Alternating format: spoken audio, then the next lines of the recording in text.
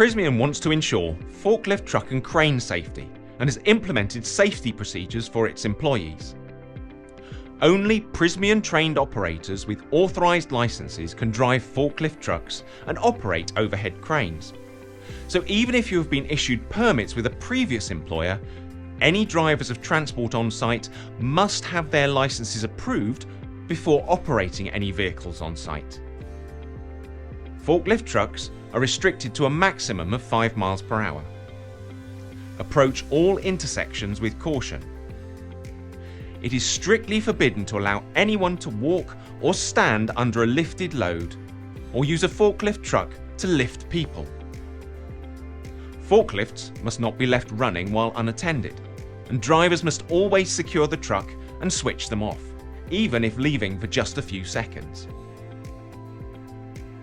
There are signs and traffic light zones to alert workers and ensure pedestrian safety when walking within the site and close to forklifts.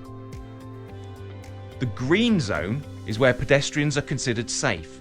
It is an area where the forklift driver will be able to see you and you can see them. However, only approach a forklift truck in the sight line of the driver and get the driver's attention before approaching to make sure you are seen. Pedestrians should stay a minimum of 2 meters away from a moving forklift truck.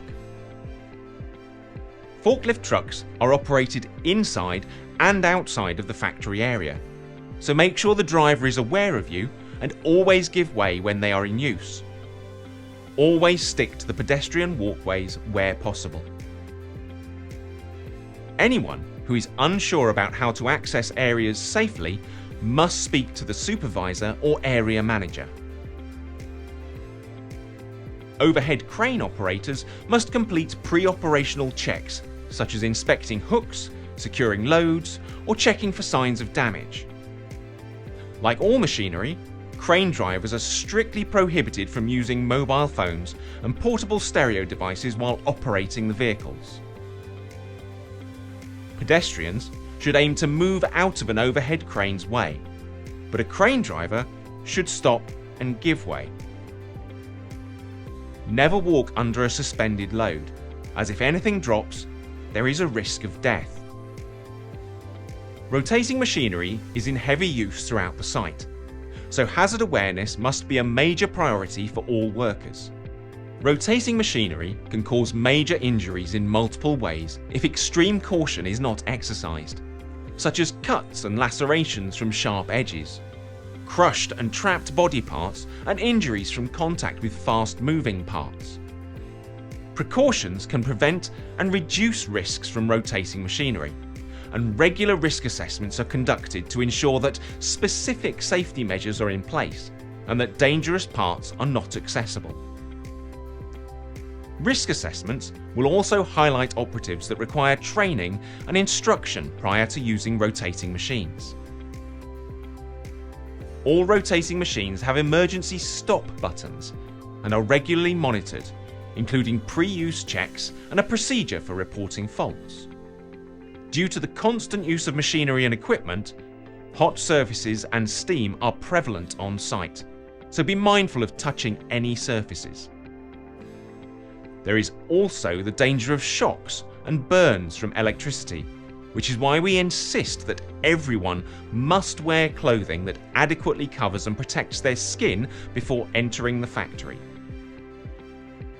Additional PPE, such as gauntlets and flame-retardant overalls, are supplied where necessary and will help to mitigate these risks. There are restricted areas around site which are indicated by signs and black and yellow markings. Hearing protection is required when noise levels reach more than 80 decibels, so there are several hearing protection zones which are marked with a blue marking on the floor, and by signs, where it is mandatory to wear ear protection before entering. Exposure to high levels of electromagnetic field, or EMFs, can affect the function of medical devices such as pacemakers. The large-scale use of rotating machinery, induction heaters, electrical circuits and other manufacturing equipment around site means some areas are marked as EMF zones by signs and floor markings. There's some more questions to answer now, after you've clicked Next.